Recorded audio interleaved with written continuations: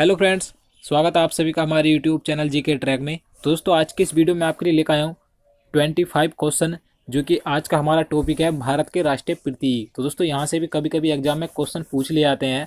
तो दोस्तों आपके लिए ये 25 क्वेश्चन देखना बहुत ज़रूरी है, क्योंकि यहाँ से कभी कभी इस प्रकार क्वेश्चन पूछ लिए जाते हैं, जैसे कि भारत का राष्ट्रीय गान सर्वप्रथम कहाँ गाया गया था, या भारत का राष्ट्रीय गीत के रचयिता कौन है। तो इस प्रकार के क्वेश्चन पूछ लिए जाते हैं, तो आपको इसके बारे में पता होना चाहिए। तो इसलिए वीडियो को बिना स्किप किए अंत तक पूरा देखते रहिए।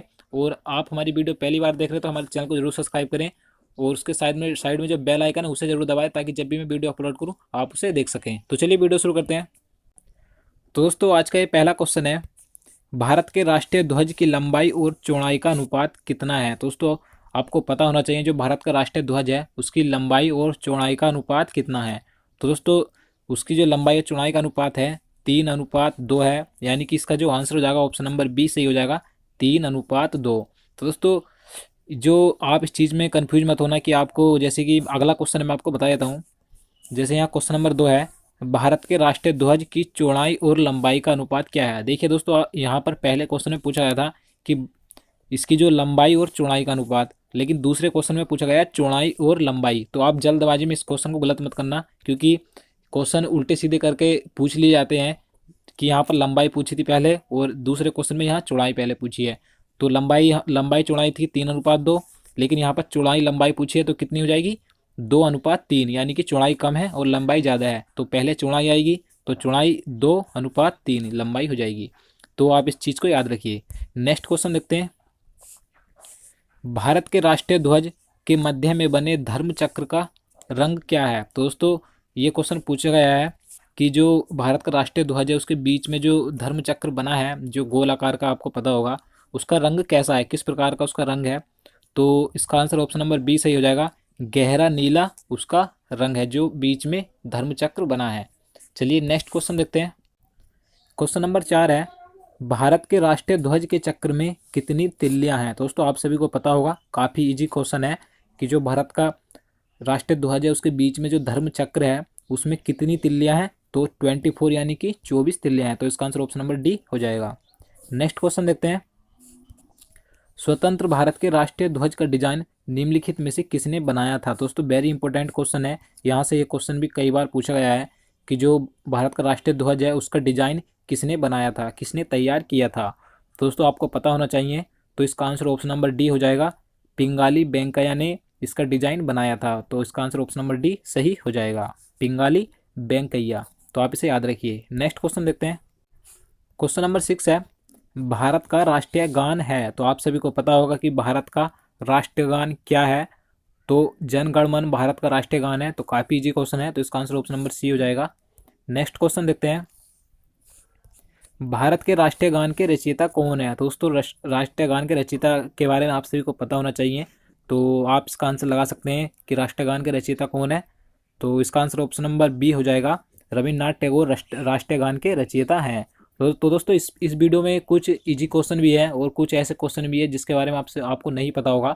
तो आप ये मत समझिए कि काफ़ी आसान क्वेश्चन है, मुझे पता है, लेकिन यहाँ से अगर क्वेश्चन पूछ लिए जाते हैं तो कभी कभी एग्जाम में नहीं हो पाते हैं। तो आप इस वीडियो को पूरा देखते रहिए। तो अगला क्वेश्चन है, राष्ट्रीय गान जन गण मन सर्वप्रथम कब और कहाँ गाया गया था। तो दोस्तों वेरी इंपॉर्टेंट क्वेश्चन है ये। इसमें पूछा गया है कि जो राष्ट्रीय गान है सर्वप्रथम कब और कहाँ पर गाया गया था। तो ये पूछा गया है। तो इसका आंसर ऑप्शन नंबर ए हो जाएगा, 1911 में सर्वप्रथम कलकत्ता में राष्ट्रीय गान गाया गया था। तो आप इसे याद रखिए, 1911 ईस्वी में कलकत्ता में ये गाया गया था। तो वेरी इंपॉर्टेंट है ये। अगला क्वेश्चन देखते हैं। क्वेश्चन नंबर 9 है, भारत के राष्ट्रीय गान जन गण मन को संपूर्ण रूप में गाने में कितना समय लगता है। दोस्तों आपको पता होना चाहिए कि जो भारत का राष्ट्रीय गान है जन गण मन, उसे संपूर्ण रूप में गाने में कितना समय लगता है। तो 52 सेकंड का समय लगता है। तो इसका आंसर ऑप्शन नंबर बी हो जाएगा, 52 सेकंड। अगला क्वेश्चन देखते हैं, भारत का राष्ट्रीय गीत क्या है। तो आप सभी को पता होगा भारत का राष्ट्रीय गीत क्या है, वंदे मातरम भारत का राष्ट्रीय गीत है। तो इसका आंसर ऑप्शन नंबर सी हो जाएगा, वंदे मातरम। क्वेश्चन नंबर 11 है, भारत के राष्ट्रीय गीत के रचयिता कौन है। दोस्तों जैसे कि मैंने आपको पहले बताया कि भारत के राष्ट्रीय गान के रचयिता कौन है, तो बंकिम चंद्र सॉरी रविन्द्रनाथ टैगोर राष्ट्रीय गान के रचयिता हैं। लेकिन यहाँ पर पूछा गया है राष्ट्रीय गीत के रचयिता कौन है। तो राष्ट्रीय गीत के रचयिता कौन है, बंकिम चंद्र चटर्जी राष्ट्रीय गीत के रचयिता हैं। तो आप इसे याद रखिए, राष्ट्रगान के रचयिता रविन्द्रनाथ टैगोर और राष्ट्रगीत के रचयिता बंकिम चंद्र चटर्जी हैं। तो अगला क्वेश्चन देखते हैं। क्वेश्चन नंबर 12 है, भारत के राष्ट्रीय गीत के गायन की अवधि क्या है। तो दोस्तों जैसे मैंने आपको पहले बताया कि भारत के राष्ट्रीय गान की अवधि कितनी है, 52 सेकेंड। लेकिन इस क्वेश्चन में पूछा गया है कि भारत के राष्ट्रीय गीत की अवधि क्या है गाने की, तो कितनी है, 65 सेकेंड है, यानी कि 65 सेकेंड है। तो इसका आंसर ऑप्शन नंबर सी हो जाएगा, 65 सेकेंड। तो आप इसे याद रखिए। अगला क्वेश्चन देखते हैं। क्वेश्चन नंबर 13 है, भारत का राष्ट्रीय गीत वंदे मातरम सर्वप्रथम कब गाया गया था। दोस्तों इस क्वेश्चन में पूछा गया है कि भारत का राष्ट्रीय गीत सर्वप्रथम किस ईस्वी में गाया गया था। तो 1896 ईस्वी में गाया गया था सर्वप्रथम। तो इसका आंसर ऑप्शन नंबर बी हो जाएगा, 1896 ईस्वी में। अगला क्वेश्चन देखते हैं, भारत का राष्ट्रीय गीत वंदे मातरम किस ग्रंथ से संकलित है। दोस्तों वेरी इंपॉर्टेंट क्वेश्चन है ये। क्वेश्चन नंबर 14 है कि जो भारत का राष्ट्रीय गीत है वंदे मातरम, वह किस ग्रंथ से संकलित है। तो इसका आंसर ऑप्शन नंबर डी हो जाएगा, आनंद मठ में इसका संकलन किया गया है राष्ट्रीय गीत वंदे मातरम का। तो इसका आंसर ऑप्शन नंबर डी हो जाएगा, आनंद मठ। अगला क्वेश्चन देखते हैं। क्वेश्चन नंबर 15 है, आकाशवाणी और दूरदर्शन के दैनिक कार्यक्रमों की शुरुआत किससे होती है। तो दोस्तों इस क्वेश्चन में पूछा गया है, जो आकाशवाणी और दूरदर्शन के दैनिक कार्यक्रम होते हैं उनकी शुरुआत किस धुन से होती है। तो राष्ट्रीय गीत से शुरुआत होती है। तो इसका आंसर ऑप्शन नंबर बी हो जाएगा, राष्ट्रीय गीत। और राष्ट्रीय गीत क्या है हमारा, वंदे मातरम है। तो आपको पता होना चाहिए। और राष्ट्रीय गीत के रचयिता कौन है मैं आपको बता चुका हूँ। तो बंकिम चंद्र चटर्जी राष्ट्रीय गीत के रचयिता हैं। और राष्ट्रगान के रचयिता भी आप ध्यान रखिए, रविन्द्रनाथ टैगोर राष्ट्रीय गान के रचयिता हैं। तो नेक्स्ट क्वेश्चन देखते हैं। क्वेश्चन नंबर 16 है, सारनाथ स्थित राष्ट्रीय स्तंभ का कौन सा भाग राष्ट्रीय प्रतीक चिन्ह के रूप में लिया गया है। दोस्तों वेरी इंपॉर्टेंट क्वेश्चन है। जो सारनाथ में स्थित राष्ट्रीय स्तंभ है, जो भारत का राष्ट्रीय प्रतीक, वहाँ से लिया गया है अशोक की लाट। तो इस क्वेश्चन में पूछा गया है कि राष्ट्रीय प्रतीक के रूप में अशोक की लाट यानी कि सारनाथ स्तंभ का कौन सा भाग है। इस क्वेश्चन में ये पूछा गया है। तो सारनाथ स्तंभ का कौन सा भाग है, शीर्ष भाग है। यानी कि इसका जो आंसर हो जाएगा ऑप्शन नंबर ए हो जाएगा, शीर्ष भाग लिया गया है भारत के राष्ट्रीय प्रतीक चिन्ह के रूप में, जो कि अशोक की लाट है भारत का राष्ट्रीय चिन्ह। तो आपको याद रखना है। तो नेक्स्ट क्वेश्चन देखते हैं। भारत के राष्ट्रीय प्रतीक में निम्नलिखित में से कौन सा पशु दृष्टिगत नहीं है। दोस्तों इस क्वेश्चन में पूछा है कि जो भारत का राष्ट्रीय प्रतीक है उसमें से निम्न में से आपको बताना है कि कौन सा पशु दृष्टिगत नहीं है, यानी कि कौन सा पशु उसमें दिखाई नहीं देता राष्ट्रीय प्रतीक में।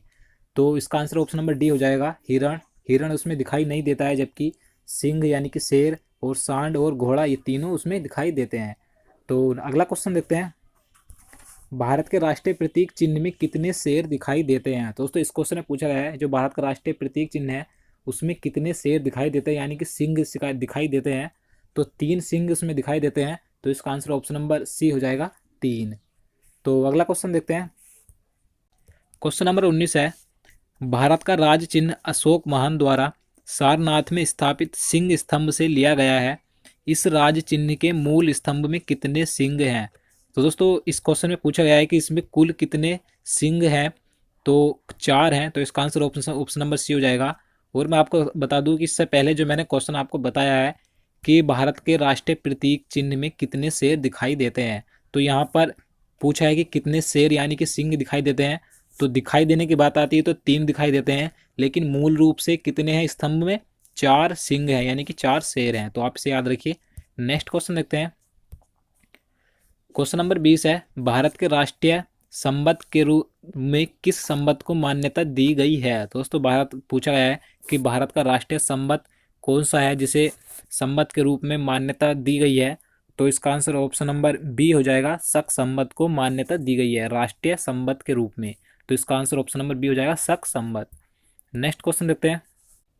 क्वेश्चन नंबर 21 है, शक संबंध पर आधारित राष्ट्रीय पंचांग प्रथम मास होता है। तो दोस्तों इस क्वेश्चन में आपको बताना है कि शक संबंध पर आधारित जो राष्ट्रीय पंचांग है उसका प्रथम महीना कौन सा होता है। तो चैत्र का महीना होता है प्रथम। तो इसका आंसर ऑप्शन नंबर ए हो जाएगा, चैत्र।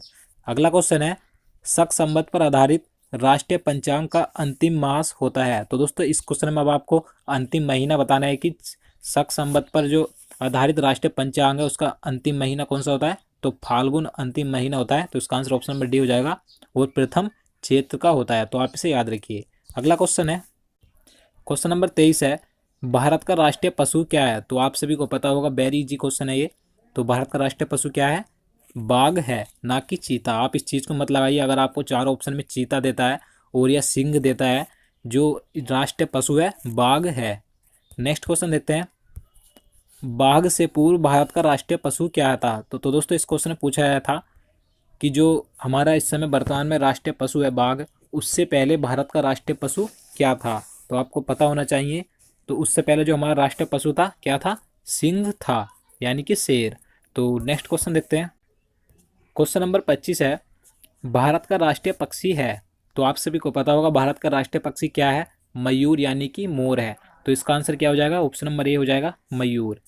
तो आज का लास्ट क्वेश्चन है 26, भारत का राष्ट्रीय आदर्श वाक्य क्या है? दोस्तों वेरी इंपॉर्टेंट क्वेश्चन है ये भी, कि भारत का जो राष्ट्रीय आदर्श वाक्य है क्या है? तो कई बार पूछा गया है ये क्वेश्चन भी, तो आपको पता होना चाहिए।